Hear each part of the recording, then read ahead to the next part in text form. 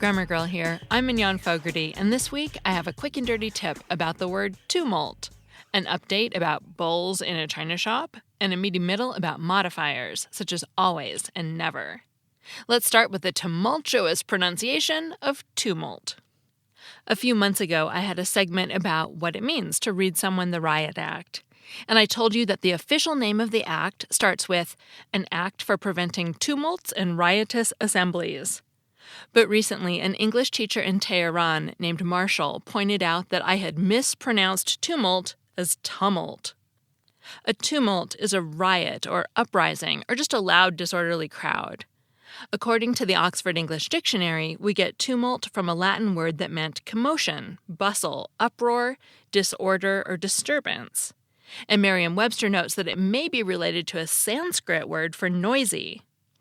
I'm not sure why I mispronounced it as tumult instead of tumult, except that I'm not sure I've ever heard anyone else say the word. But I have heard the adjective form, tumultuous, as in, it's been a tumultuous week. So I was probably modeling the pronunciation a bit after the word I had heard, although I wasn't exactly saying it that way either. So I'm sorry for the error, and now you, too, can remember that it's pronounced tumult. Next, in last week's show about animal idioms, I mentioned the phrase a bull in a china shop, which you'd use to describe someone who's really clumsy or careless. And both Joseph and a second person on Twitter pointed out that the Mythbusters have busted the myth that bulls are clumsy in china shops. And I apologize to the second person on Twitter. I know I saw two people tweet at me about the Mythbusters, but when I went back to find the names, I could only find one.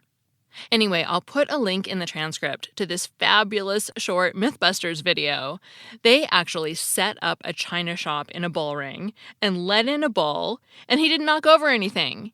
And he wasn't just walking around carefully, he was trotting and maybe even running. It reminded me of a dog going through an agility course, and it was amazing. And then they let in 2 bulls and 3 bulls, and they still didn't knock over anything. So although the phrase, a bull in a china shop, seems like a good way to describe someone careless or clumsy, it turns out that we have been unfairly disparaging bulls. Before we get to the meaty middle, thanks this week to our sponsor, Madison Reed. Madison Reed is a new company that's completely changing the hair color industry, giving you a better option whether you color at home, at the salon, or both. It's the first ever at-home hair color that gives long-lasting gray coverage without many of the harsh ingredients, such as ammonia and PPD, found in other hair colors.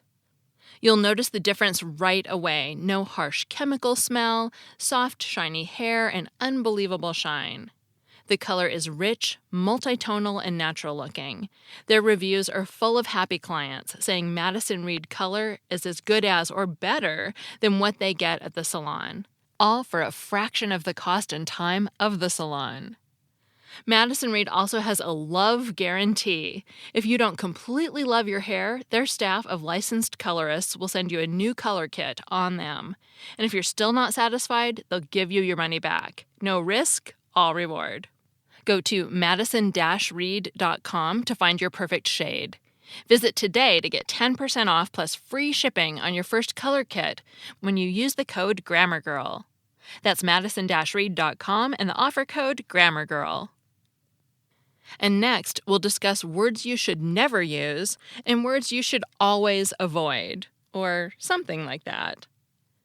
As many of you know, before I was Grammar Girl, I was a science and technology writer. Even as an undergraduate, my instructors said I was especially good at that kind of writing, and my secret was that I hedged everything I wrote. I wouldn't write anything as definitive as scientists found life on Mars. I'd write, scientists appear to have found life on Mars, or scientists report that they have found signs of life on Mars. In scientific writing, those kinds of distinctions are important because knowledge changes as new data comes in. What looks like life on Mars today could turn out to be an instrument malfunction tomorrow. Coffee seems good for you in one study, but bad for you in the next study that looked at different populations or different parameters. But keeping those absolute statements under control can also keep your everyday writing honest. Some of the most dangerous words you can throw around are always and never. They almost beg people to ask, really? Never? Not even if aliens take over the world and change the laws of physics with their super advanced technology? If I were to write always italicized foreign words, I'm certain that within 12 hours someone would write in with an exception. If I were to write never start a sentence with a lowercase letter, someone would remind me that the P in pH must be lowercase when referring to the acidity or alkalinity of a solution, whether it's at the beginning of a sentence or not. And that the Chicago Manual of Style says to keep the I in iPhone lowercase, even if the word is at the beginning of a sentence. If you go out on a limb and use always or never, be darn certain there aren't any exceptions. So what about fudgy words, such as usually and often? They aren't horrible. When you're tempted to write always, usually can be a safer choice. In English, we usually italicize foreign words.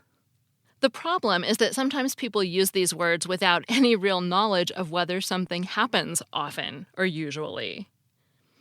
I was tempted to write, people often use these words without any real knowledge. But really?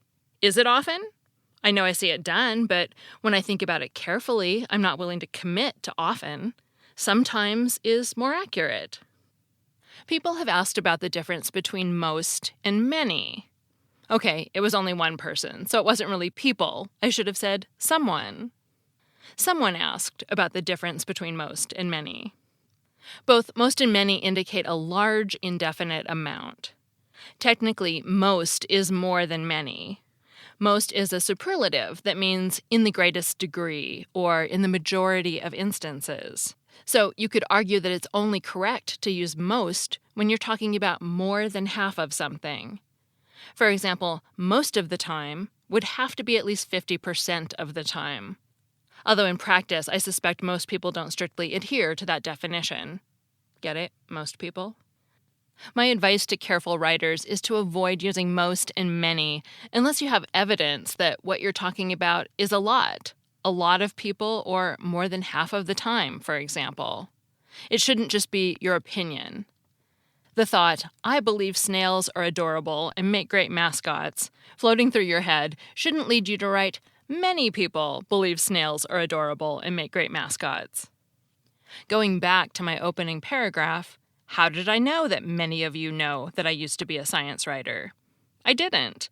Although I've mentioned it in a bunch of interviews, I have no idea how many of you already knew that I was a science writer. So I shouldn't have started out with, as many of you know. It's pure speculation and unnecessarily wordy. As an aside, you can learn more about more and most in episode 124, in which we talk about using more to compare two things. This painting is more spectacular than the last. And most when something is the best of more than two things. This painting is the most spectacular painting we've seen all day. Finally, make your attributions clear. I don't consider some say or critics have asserted to be meaningful. Name your sources.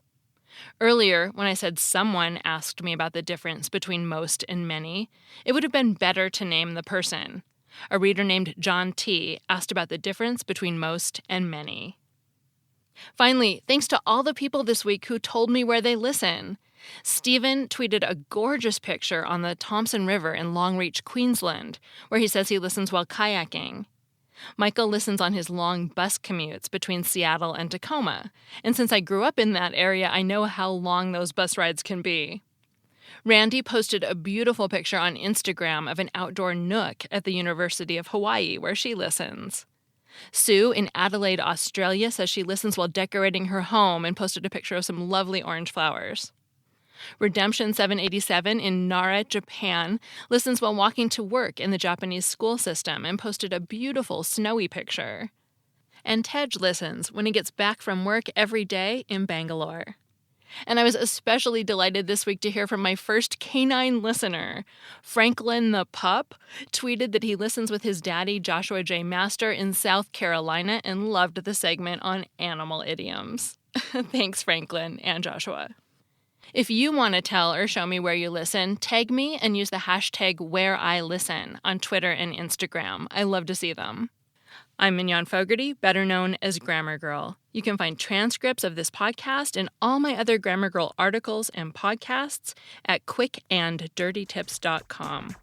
That's all. Thanks for listening.